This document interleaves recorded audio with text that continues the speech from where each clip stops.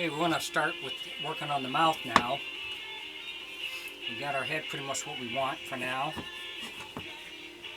So we're going to work on this mouth. First thing we got to do is we got to take out this part in here so the mouth will close properly for us. So we're going to work on that.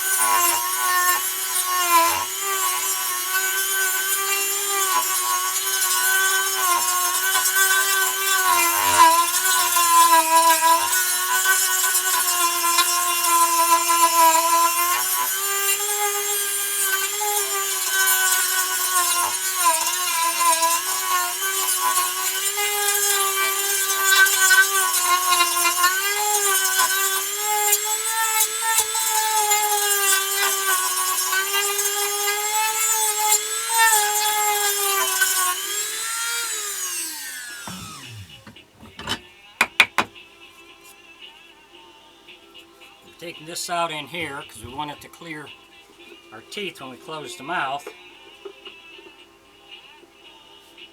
compared to where it was. That way we can seal it up there. Now we're going to use our belt sander and we're going to round this all down. If you enjoy my videos, please like and subscribe on my YouTube page. I'd appreciate it. Thanks for watching.